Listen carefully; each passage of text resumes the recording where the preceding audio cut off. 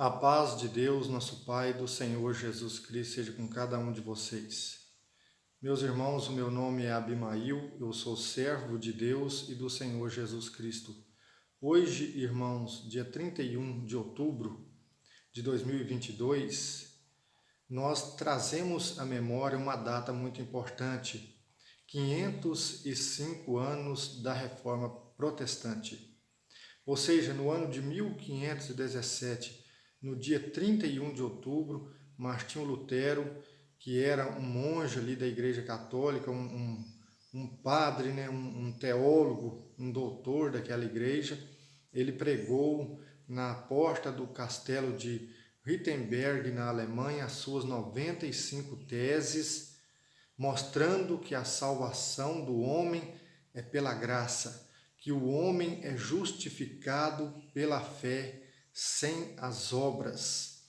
Então, neste dia importante, Deus me dá uma mensagem para falar com você, meu irmão e minha irmã, a respeito dos 5 pilares que, posteriormente à Reforma Protestante, surgiram e são chamados as 5 solas da Reforma Protestante, ou seja, no latim, 5 solas, ou somente, que nós, piamente reformadores cristãos, servos de Cristo Jesus, temos como profissão de fé, que o primeiro fundamento é sola Escritura, é somente a Escritura, sola fide, somente a fé, sola graça, somente a graça, solo Christus, somente Cristo, e somente a Deus a glória.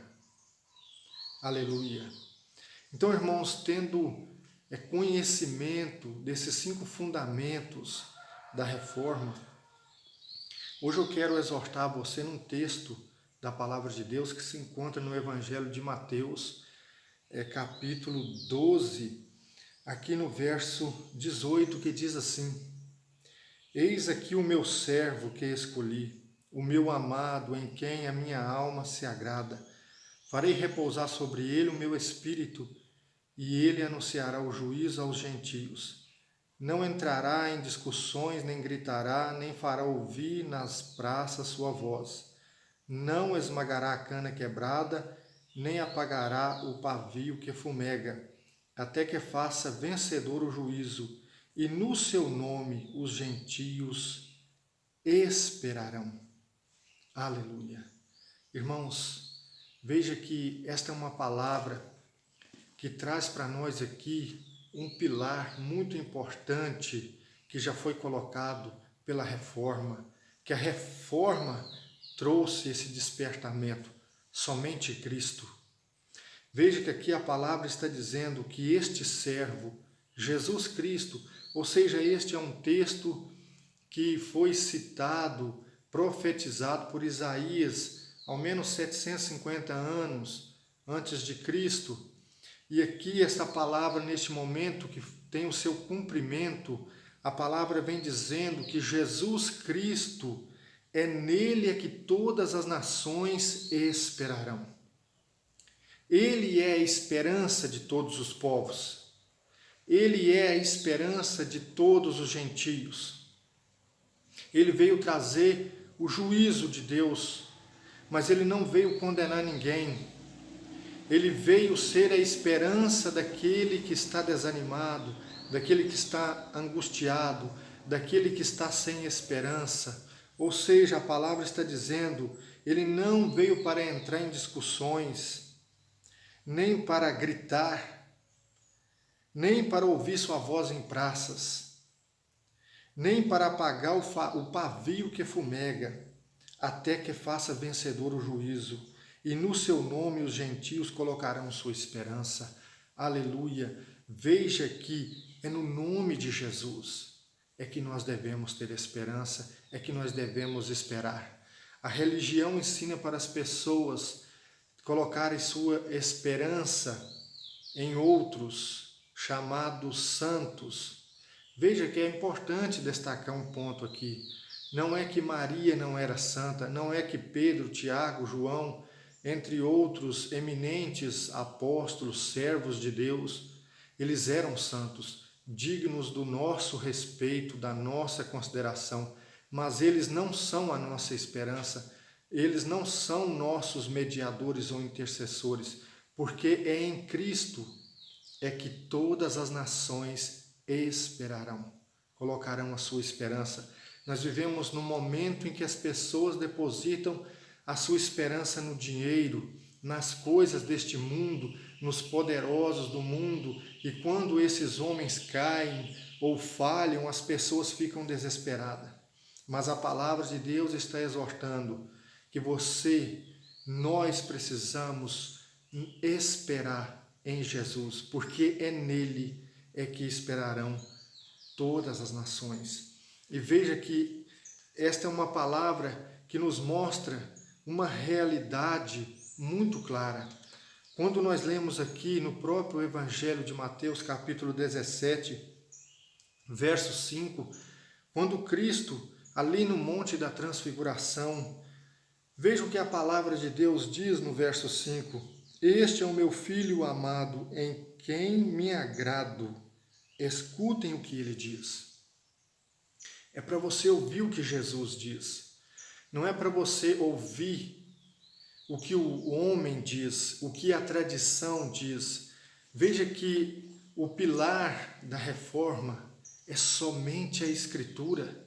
Nós cristãos não cremos na tradição que o homem criou, nós cremos na Escritura, como está escrito aqui em 2 Timóteo, capítulo 3, verso 16, que diz assim: Toda a Escritura é divinamente inspirada e proveitosa para ensinar, para repreender, para corrigir, para instruir em justiça, a fim de que o homem de Deus tenha capacidade, pleno preparo para realizar toda boa obra. Então veja que este é um fundamento principal que bateu de frente com aquele sistema em 1517, onde se vendia indulgências para a salvação, para tirar pessoas do purgatório, que é uma doutrina também católica que nós não cremos. Nós não cremos em purgatório, e eu tenho até um vídeo aí no canal falando sobre a doutrina do purgatório, é só você pesquisar aí que você vai ver. Então, meu querido irmão e irmã, Deus, o próprio Pai, quando Pedro diz: Senhor, é bom estarmos aqui, vamos fazer uma tenda para Elias, para Moisés e outra para o Senhor. Então vem a nuvem da glória de Deus e cobre eles. E eles caem de rosto por terra. Pedro, Tiago e João, eles caem de rosto por terra e vem a voz de Deus, o Pai, diz: Este é o meu filho em quem me agrado. Escutai-o. Você precisa ouvir Jesus. Você não pode deixar que o homem estabeleça de si mesmo doutrinas para você. Você tem que seguir o que Jesus determinou na palavra. E quando nós prosseguimos aqui, irmãos, no capítulo 28 de Mateus, veja o que diz a palavra no verso 18. Jesus, aproximando-se, falou-lhes dizendo: Toda autoridade foi-me dada no céu e na terra. Glória a Deus. Toda autoridade foi dada a Jesus, no céu e na terra. Então, quando nós dizemos que é somente Cristo, não é porque desprezamos a santidade dos outros. Muito pelo contrário, reconhecemos que todos aqueles que vivem piedosamente em Cristo Jesus, tanto padecerão perseguição, como também são santificados, porque a palavra santo é separado. Agora, o que a palavra de Deus nos ensina é que nós devemos esperar somente nele, nós devemos escutar somente ele, porque toda autoridade foi dada a ele no céu e na terra. O Pai deu essa autoridade a ele. E quando você prossegue aqui, irmãos, a palavra de Deus, ela fala muito claramente conosco. Atos capítulo 4, verso 12. que diz assim: e não há salvação em nenhum outro, porque debaixo do céu não existe nenhum outro nome dado entre os homens pelo qual importa que sejamos salvos. Não há salvação em nenhum outro. Não deposite a sua esperança em nenhum outro nome, por mais que seja até um dos heróis da fé. Ah, mas é fulano que deu a sua vida pelo Evangelho. Você deve respeitar, você deve reconhecer o testemunho, mas não deve depositar a sua esperança, porque é no nome de Jesus é que devemos esperar. Não há outro nome dado debaixo do céu. Não há nenhum outro nome. Atos capítulo 4, verso 12. E não há salvação em nenhum outro, porque debaixo do céu não existe nenhum outro nome dado entre os homens pelo qual importa que sejamos salvos. Aleluia! Creia em Jesus, somente em Jesus. Deposite nele toda a sua esperança. Se você está fraco, se você é um pavio que está fumegando, quase apagando, Jesus não veio para te julgar fora, ele não veio para te condenar, ele não veio para lançar você fora, antes ele veio para resgatar aquele que está ali oprimido, que está desanimado, que está sem esperança, está como um pavio que está fumegando.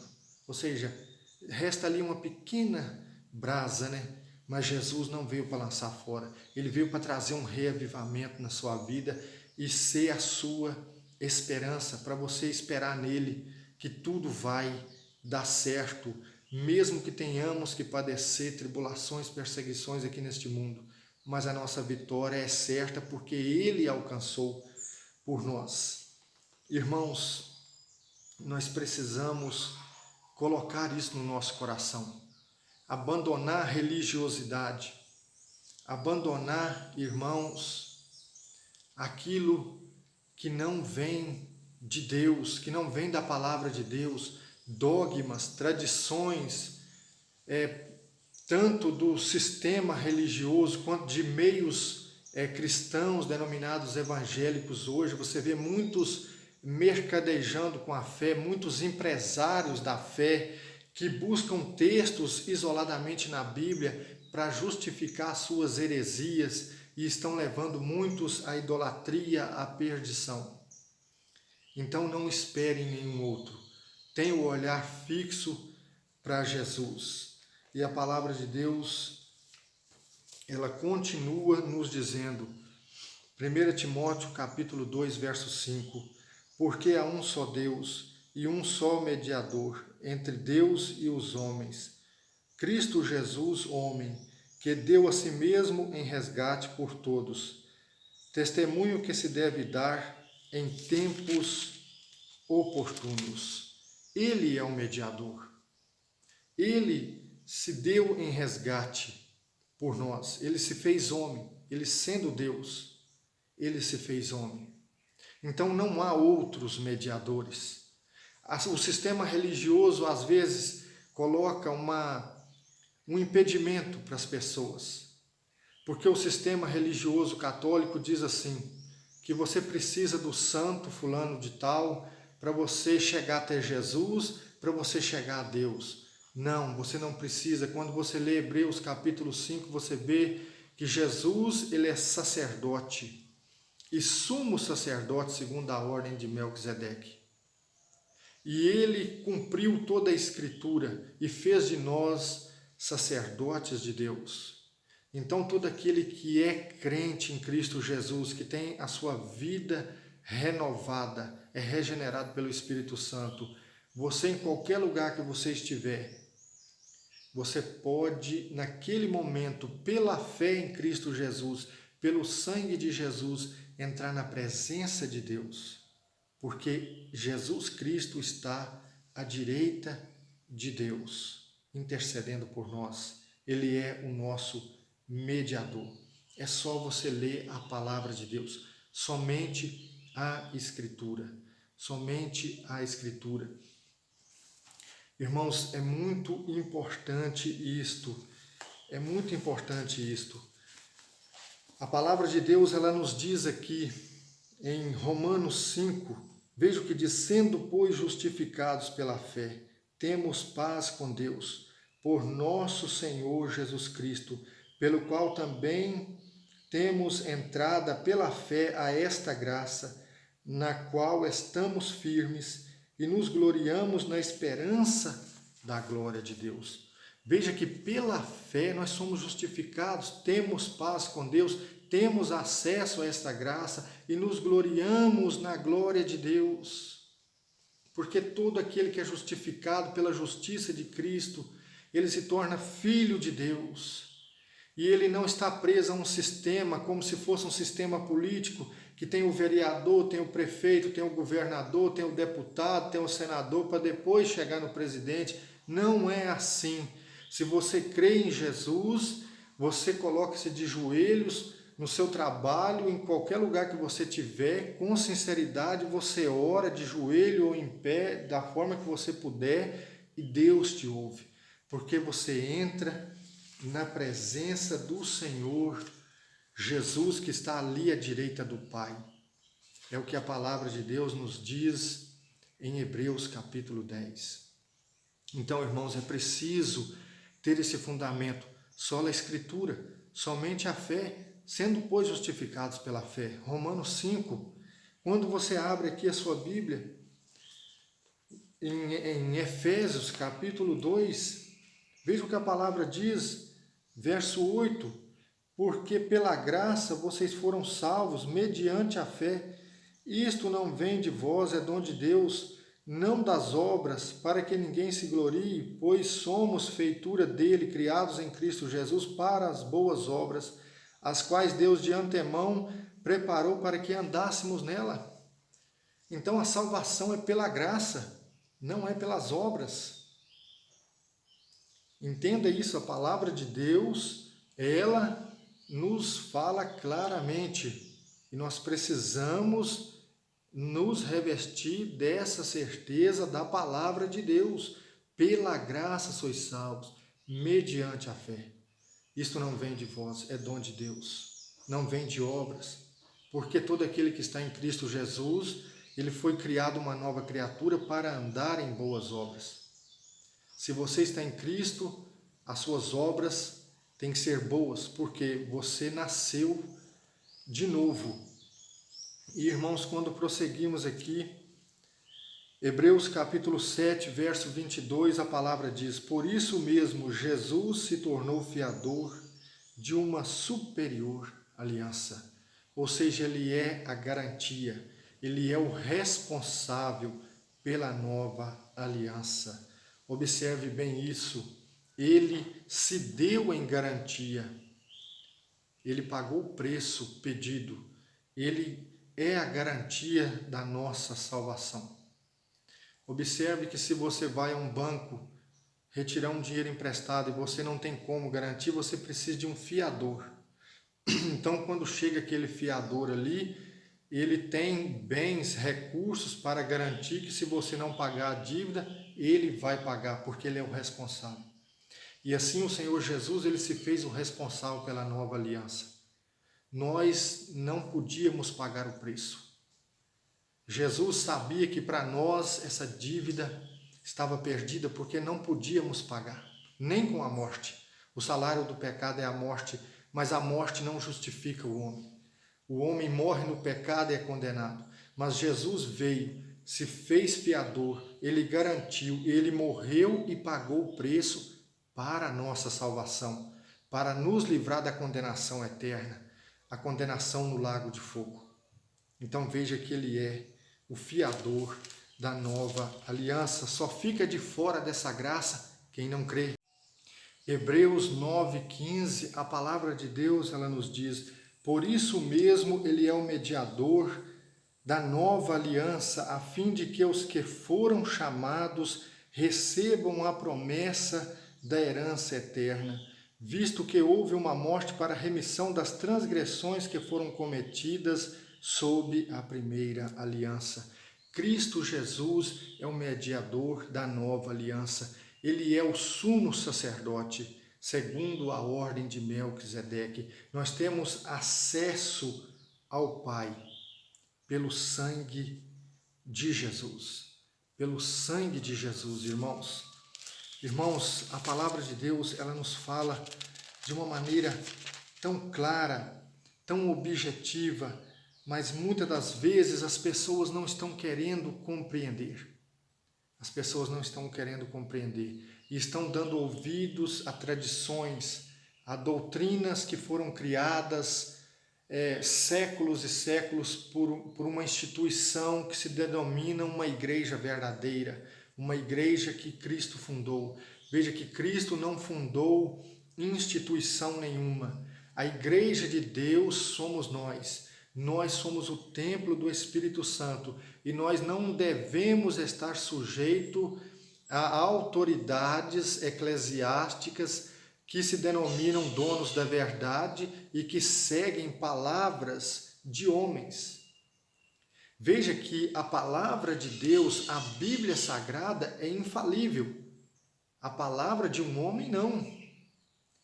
A Igreja Católica, ela tem na sua doutrina que a palavra do Papa é infalível, a infabilidade papal. Isto não é bíblico. Isto não é bíblico. Você viu, a palavra de Deus diz, segundo Timóteo 3,16, toda a Escritura é inspirada por Deus, proveitosa para corrigir, para repreender, para disciplinar o homem de Deus no caminho da justiça, para que ele seja zeloso de boas obras. Você viu que somos salvos somente pela graça.